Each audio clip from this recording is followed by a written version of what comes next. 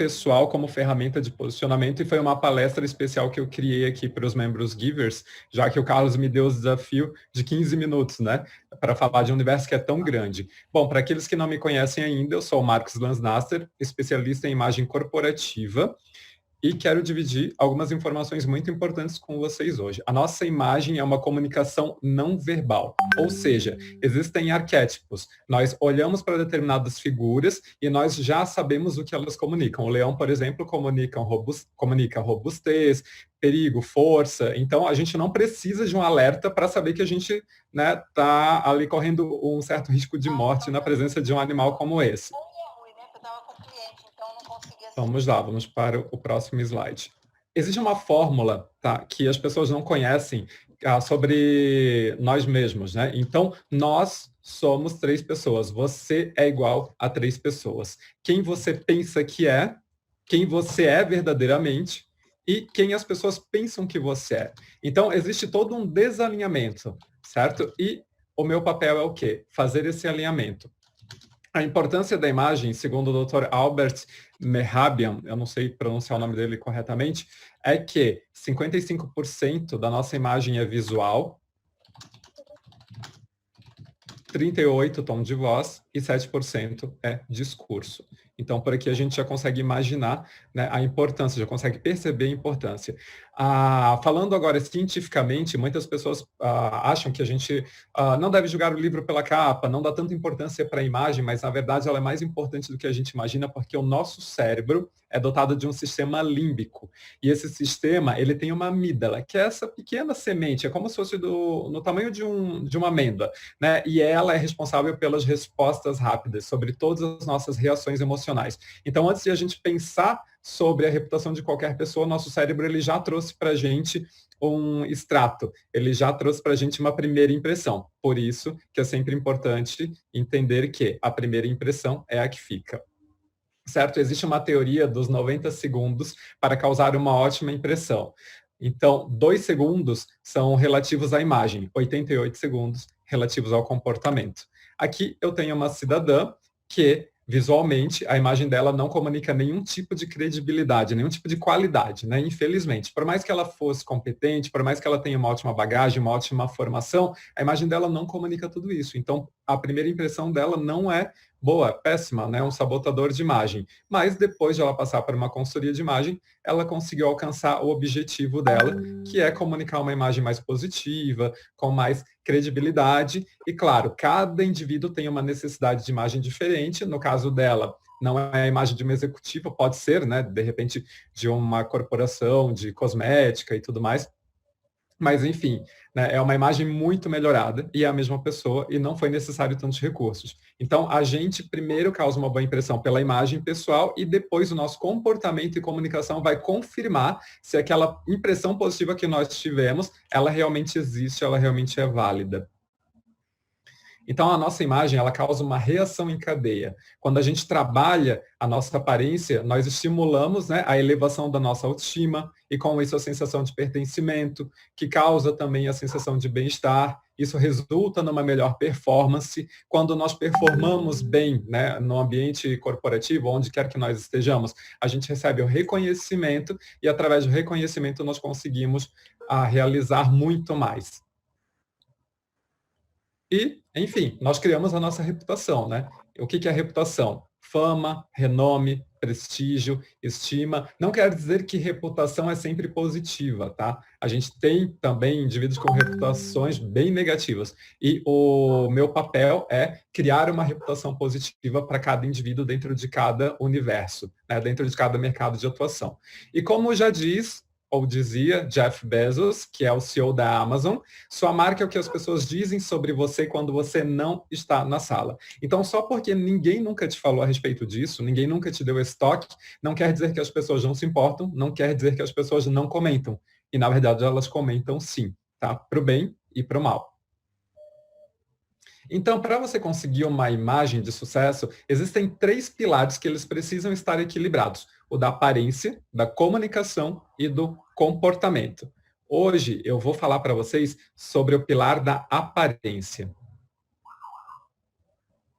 Então, não basta apenas vestir um traje, é preciso saber como fazê-lo. Por mais que você tenha um dress code na empresa, né? O que é dress code? É o código do vestir. Então, cada empresa tem um dress code específico, que a gente vai falar disso na sequência. Você precisa fazer isso da melhor maneira possível, para causar uma boa impressão. Né? Não é porque você está vestindo um terno e uma gravata que pode ser qualquer terno e qualquer gravata. Existe códigos, elementos de design, conexões psicológicas e que causam, né, essa imagem positiva, essa imagem do profissional bem-sucedido. Então, é o mesmo cidadão, é o mesmo profissional, ele passou por uma consultoria de imagem, fizemos pequenos ajustes e ele chegou nessa imagem onde ele comunica muito mais poder, credibilidade, seriedade, competência e um ótimo posicionamento, certo? E como conquistar uma imagem de sucesso? Entendendo sobre os 3 elementos de design: cores, formas e texturas. Formas significa os tipos de roupas, as modelagens, texturas, os tecidos que você usa, as padronagens. Padronagem está ligado à estampa também, tá certo? Bom, começando por cores, cores têm significados. Elas carregam conexões psicológicas bem poderosas. Então, uma imagem de uma pessoa muito séria precisa de cores, de um cargo que exerce muita responsabilidade, que tem muitas responsabilidades, precisa de cores mais sóbrias. Assim como uma pessoa mais criativa, que trabalha num departamento específico, por exemplo, marketing, ele pode usar um pouco de cores mais vibrantes, que comunicam mais atividade, energia e tudo mais. Então, esse estudo é importante ser feito e os profissionais entenderem até onde eles podem explorar esse recurso. O segundo elemento de design muito importante são as formas. As formas têm uma regra, têm uma conexão psicológica que fala o seguinte: formas retas e estruturadas, como esse casaco da imagem, comunica seriedade e distanciamento. Já os casacos mais sinuosos, mais flexíveis, eles comunicam acolhimento e aproximação. Então, para cada tipo de peça, existe uma mensagem. Então, aqui no lado esquerdo da tela, eu tenho 2 peças femininas, no lado direito as masculinas. São peças com diferentes propostas que comunicam diferentes mensagens, né? O primeiro, o blazer de Príncipe de Gales, comunica mais tradição, estrutura, seriedade, estabilidade. Já o casaco mais flexível, cor-de-rosa, comunica mais acolhimento e aproximação. Não existe peças erradas, existem peças adequadas. Então, a gente precisa entender onde nós estamos, com quem nós conversamos, com quem nós convivemos, para a gente saber, né, o que a gente pode usar. Porque às vezes a gente está passando a mensagem errada. Agora a gente vai falar dos tecidos.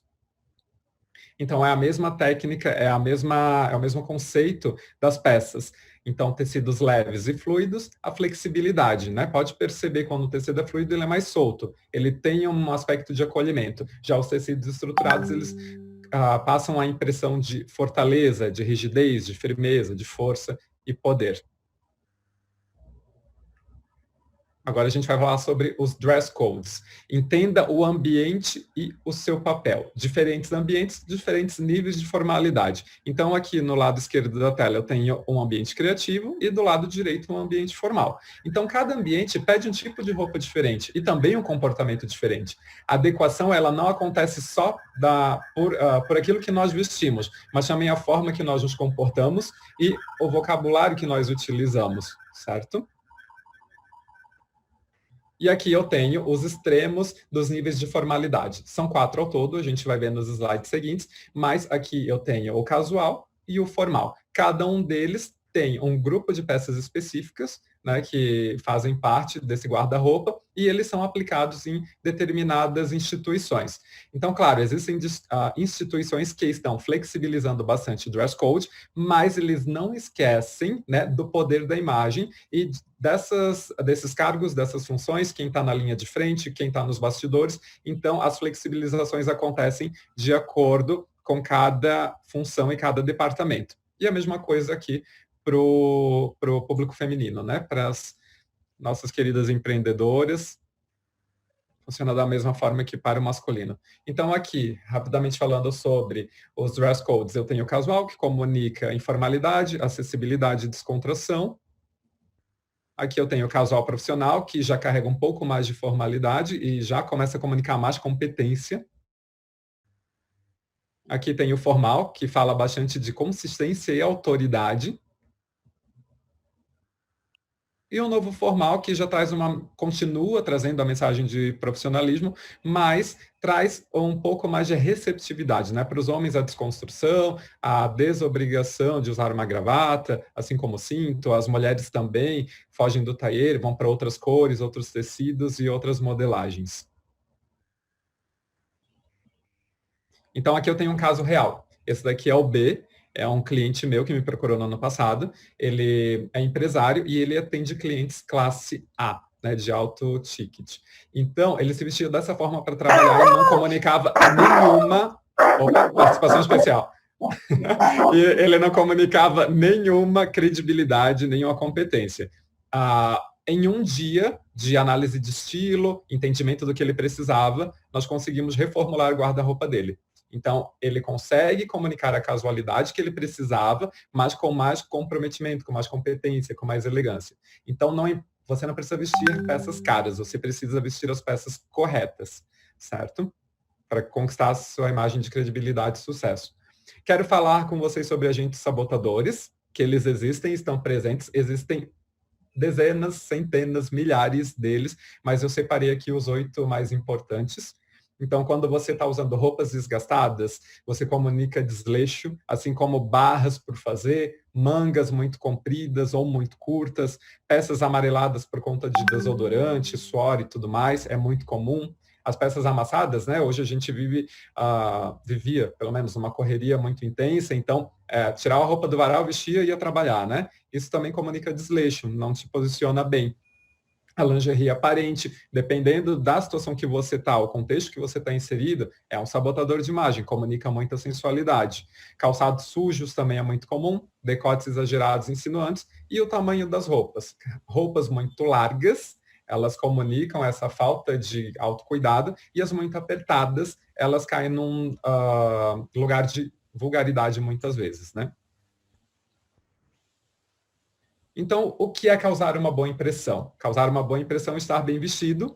Estar bem vestido é estar adequado ao momento, à situação, ao ambiente e às pessoas. E voltando a dizer, para você se vestir bem, você não precisa gastar muito dinheiro. Tudo é feito de acordo com o seu budget. Eu gostaria de apresentar para vocês como é o processo da consultoria de imagem, tá? E aqui eu trouxe um caso real, também é um case de sucesso, mas eu preservei a identidade do cliente e mudei o nome dele. Então aqui eu tenho o Pedro Silva, ele contratou o pacote completo de consultoria de imagem. Aqui ele determinou o objetivo de imagem dele, que é comunicar força e poder em eventos, reuniões, viagens internacionais, mas ele também queria aproximação da equipe. Os valores que ele queria comunicar com a imagem dele estão aqui, de credibilidade, seriedade, competência e sucesso. Vamos lá, tem mais telas aqui. Aqui são informações a respeito do Pedro, medidas, o que ele quer valorizar, evitar, um desejo específico dele, e aqui foram os serviços contratados.